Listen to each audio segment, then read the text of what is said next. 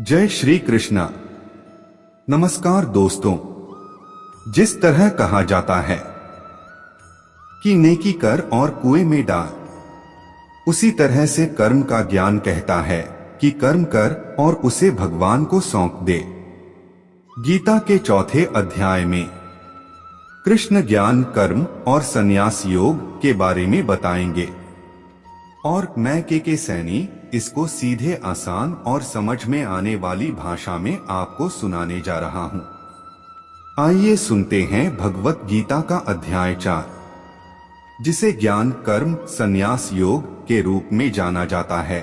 श्री भगवान बोले, मैंने इन अविनाशी योग को सूर्य से कहा था, सूर्य ने अपने पुत्र वैवस्वत मनु से कहा और मनु ने अपने पुत्र राजा इक्ष्वाकु से कहा। हे परंतप अर्जुन, इस प्रकार परंपरा से प्राप्त इस योग को राजर्षियों ने जाना, किंतु उसके बाद वह योग बहुत काल से इस पृथ्वी लोक में लुप्तप्राय हो गया।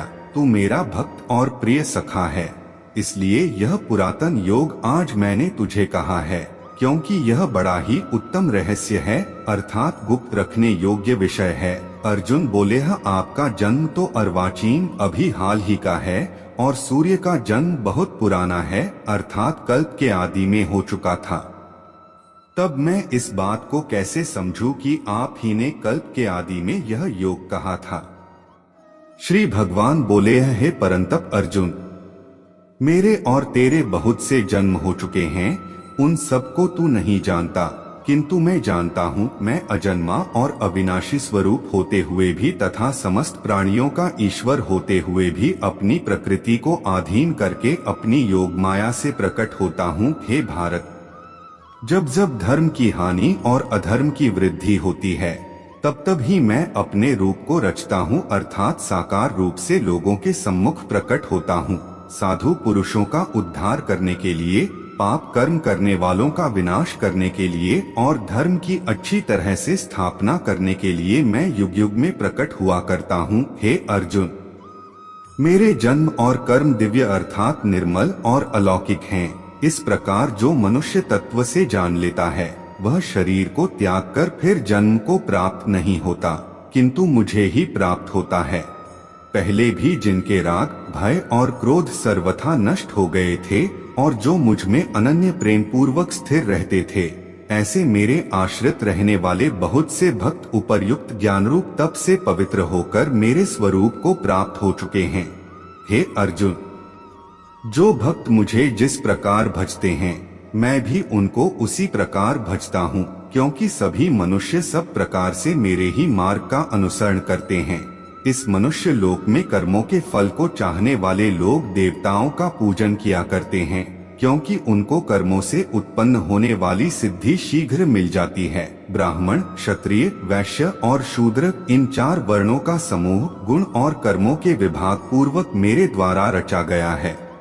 इस प्रकार उस सृष्टि रचनादि कर्म का कर्ता होने पर भी मुझ अविनाशी परमेश्वर को तू वास्तव में अकर्ता ही जान। कर्मों के फल में मेरी स्पृहा नहीं है, इसलिए मुझे कर्म लिप्त नहीं करते। इस प्रकार जो मुझे तत्व से जान लेता है, वह भी कर्मों से नहीं बंधता।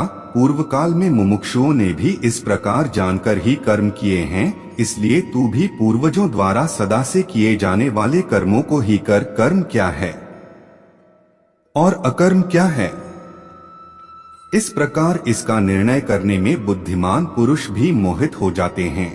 इसलिए वह कर्म तत्व मैं तुझे भली भांति समझाकर कहूँगा, जिसे जानकर तू अशुभ से अर्थात कर्म बंधन से मुक्त हो जाएगा।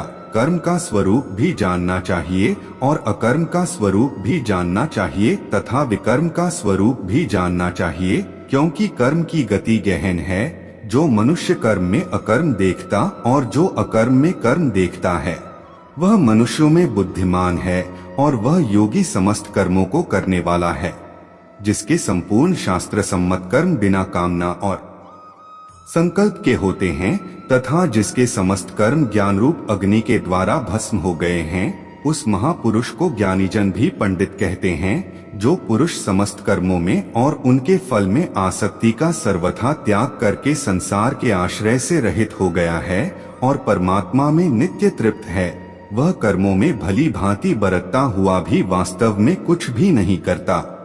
जिसका अंतःकरण और इंद्रियों के सहित शरीर जीता हुआ है और जिसने समस्त भोगों की सामग्री का परित्याग कर दिया है, ऐसा आशार्हित पुरुष केवल शरीर संबंधी कर्म करता हुआ भी पापों को नहीं प्राप्त होता, जो बिना इच्छा के अपने आप प्राप्त हुए पदार्थ में सदा संतुष्ट रहता है, जिसमें ईर्ष्या का सर्वथा अभाव हो गया है, जो हर्ष शोक आदि द्वंद्वों में सर्वथा अतीत हो गया है।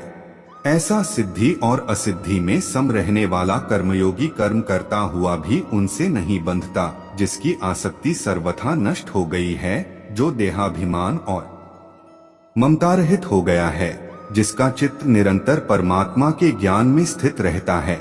ऐसा केवल यज्ञ संपादन के लिए कर्म करने वाले मनुष्य के संपूर्ण कर्म भली भांति विलीन हो जाते हैं। जिस यज्ञ में अर्पण अर्थात श्रुवा आदि भी ब्रह्मा है और हवन किए जाने योग्य द्रव्य भी ब्रह्मा है, तथा ब्रह्मरूप कर्ता के द्वारा ब्रह्मरूप अग्नि में आहुति देना रूप क्रिया भी ब्रह्मा है, उस ब्रह्म कर्म में स्थित रहने वाले योगी द्वारा प्राप्त किए जाने वाले योग्य फल भी ब्रह्मा ही है। दूसरे योगी जन देवताओं के पूजन रूप पर ब्रह्मा परमात्मा रूप अग्नि में अभेद दर्शन रूप यज्ञ के द्वारा ही आत्मरूप यज्ञ का हवन किया करते हैं। अन्य योगी जन श्रोत्र आदि समस्त इंद्रियों को संयम रूप अग्नियों में हवन किया करते हैं और दूसरे लोग शब्दादि समस्त विषयों को इंद्रिय रूप अग्नियों में हवन किया करते हैं।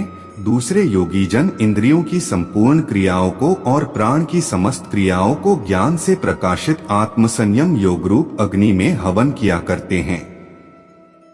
कई पुरुष द्रव्य संबंधी यज्ञ करने वाले हैं, कितने ही तपस्या रूप यज्ञ करने वाले हैं, तथा दूसरे कितने ही योग रूप यज्ञ करने वाले हैं।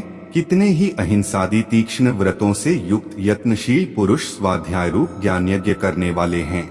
दूसरे कितने ही योगी जन अपान वायु में प्राणवायु को हवन करते हैं। वैसे ही अन्य योगी जन प्राणवायु में अपान वायु को हवन करते हैं, तथा अन्य कितने ही नियमित आहार करने वालों प्राणायाम परायण पुरुष प्राण और अपान की गति को रोककर प्राणों को प्राणों में ही हवन किया करते हैं। ये सभी साधक यज्ञों द्वारा पापों का नाश कर देने वाले और यज्ञों को जानने वाले हैं। हे कुरुश्रेष्ठ अर्जुन, यज्ञ से बचे हुए अमृत रूप अन्न का भोजन करने वाले योगी जन सनातन परब्रह्म परमात्मा को प्राप्त होते हैं, और यज्ञ न करने वाले पुरुष के लिए तो यह मनुष्य लोक भी सुखदायक नहीं है, फिर परलोक कैसे सुखदायक हो सकता है। इसी प्रकार और भी बहुत तरह के यज्ञ वेद की वाणी में विस्तार से कहे गए हैं। उन सबको तू मन इंद्रिय और शरीर की क्रिया द्वारा संपन्न होने वाला जान। इस प्रकार तत्व से जानकर उनके अनुष्ठान द्वारा तू कर्म बंधन से सर्वथा मुक्त हो जाएगा। हे परंतप अर्जुन, द्रव्यमय यज्ञ की अपेक्षा ज्ञान यज्ञ अत्यंत श्रेष्ठ है, तथा यावन मात्र संपूर्ण कर्म ज्ञान में समाप्त हो जाते हैं। उस ज्ञान को तू तत्वदर्शी ज्ञानियों के पास जाकर समझ।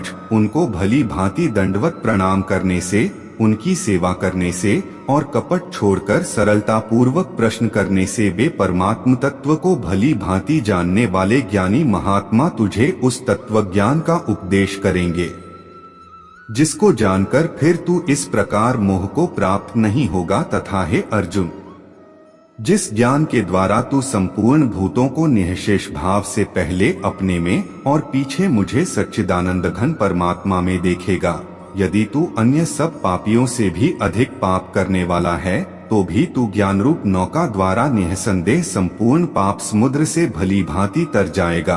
क्योंकि हे अर्जुन, जैसे प्रज्वलित अग्नि ईंधनों को भस्ममय कर देती है, वैसे ही ज्ञान रूप अग्नि संपूर्ण कर्मों को भस्ममय कर देती है। इस संसार में ज्ञान के समान पवित्र करने वाला निःसंदेह कुछ भी नहीं है। उस ज्ञान को कितने ही काल से कर्मयोग के द्वारा शुद्धांतःकरण हुआ मनुष्य अपने आप ही आत्मा में पा लेता है। जितेंद्रिय, साधन प्रायण और श्रद्धावान मनुष्य ज्ञान को प्राप्त होता है, तथा ज्ञान को प्राप्त होकर वह बिना विलंब के तत्काल ही भगवत प्राप्ति रूप परम शांति को प्राप्त हो जाता है। विवेकहीन और श्रद्धारहित संशयुक्त मनुष्य परमार्थ से अवश्य भ्रष्ट हो जाता है। ऐसे संशयुक्त मनुष्य के लिए न यह लोक है, न परलोक है, और न सुख ही है। हे धनंजय, जिसने कर्मयोग की विधि से समस्त कर्मों को परमात्मा में अर्पण कर दिया है और जिसने विवेक द्वारा समस्त संशयों का नाश कर दिया है, ऐसे वश में किए हुए अंतःकरण वाले पुरुष को कर्म नहीं बांधते। इसलिए हे भरतवंशी अर्जुन, तू हृदय में स्थित इस अज्ञान जनित अपने संशय का विवेक ज्ञान रूप तलवार द्वारा छेदन करके समत्वरूप कर्मयोग में स्थित हो जा और युद्ध के लिए खड़ा हो जा। इस प्रकार उपनिषद, ब्रह्म विद्या तथा योग शास्त्र रूप श्रीमद् भगवद गीता के श्री कृष्ण अर्जुन संवाद में ज्ञान कर्म संन्यास योग नामक चतुर्थ अध्याय संपूर्ण हुआ। तो दोस्तों, यह गीता का चौथा अध्याय था। ज्ञान और कर्म के संबंध को श्री कृष्ण ने हमारे सामने रखा। अब मिलेंगे 5वें अध्याय में। हम और आप और श्री कृष्ण की गीता।